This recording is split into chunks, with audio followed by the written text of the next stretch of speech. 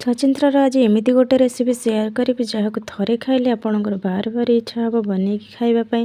ଯାହାକି ପଖାଳ ଭାତ ହଉ କି ଗରମ ଭାତ ହଉ କି ଚା ସହିତ ହଉ କି ଏମିତି ଖାଲି ବି ଆପଣ ଖାଇପାରିବେ।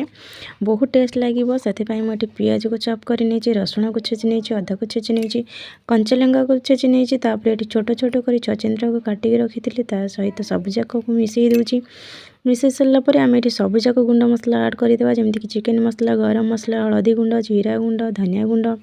ତାପରେ ଏଠି ଗୋଟା ଜିରା ଆଉ ସ୍ୱାଦ ଅନୁସାରେ ଲୁଣ ଦେଇକି ତାକୁ ଟିକେ ଭଲ ଭାବରେ ଗୋଳେଇ ଦେଲି। ଗୋଳେଇ ସାରିଲା ପରେ ମୁଁ ଏଠି ଗୋଟେ ଚାମଚ ସୋରିଷ ତେଲ ଦେଇକି ଆଉ ଟିକେ ଗୋଳେଇ ନେଲି। ଗୋଳେଇ ସାରିଲା ପରେ ମୁଁ ଏଠି ବଡ଼ ଚାମଚରେ ଦେଇଛି 5 ଚାମଚ ବେସନ, ଯାହାକି ମୁଁ ହାତରେ ଭଲ ଭାବରେ ଗୋଳେଇ ନେଉଛି। ଏଠି ବିଲକୁଲ ବି ପାଣି ଆଡ଼୍ କରିନି, କାରଣ ଛଚିନ୍ଦ୍ରାରୁ ହିଁ ପାଣି ବାହାରିବ। ସବୁଯାକ ଗୋଳେଇ ସାରିଲା ପରେ ମୁଁ ଏଠି ତେଲରେ ଛାଣିବା ପାଇଁ ଦେଇଦେଇଛି। ଏଠି ଗ୍ୟାସ୍ର ଫ୍ଲେମ୍କୁ ଆପଣ ଲୋ ଟୁ ମିଡ଼ିୟମ୍ରେ ରଖିବେ, ବିଲକୁଲ ବି ହାଇ କରିବେନି, ନହେଲେ ଛଚିନ୍ଦ୍ରା ଭିତରଟା କଞ୍ଚା ରହିଯିବ ଆଉ ଖାଇବା ପାଇଁ ବିଲକୁଲ ବି ଭଲ ଲାଗିବନି। ଦେଖନ୍ତୁ କେତେ ସୁନ୍ଦର ଭାବରେ ମୁଁ ଏଠି ଛାଣି ନେଇଛି, କେତେ ସୁନ୍ଦର ବି ଦେଖାଯାଉଛି।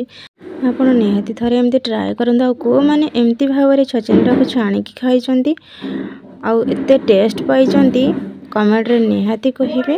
ଥରେ ଏମିତି ବନେଇକି ଦେଖନ୍ତୁ, ଖାଇବା ପାଇଁ ବହୁତ ଟେଷ୍ଟ ଲାଗିବ ଆଉ ବାରମ୍ବାର ଏମିତି ହିଁ ଖାଇବାକୁ ଇଚ୍ଛା ହେବ।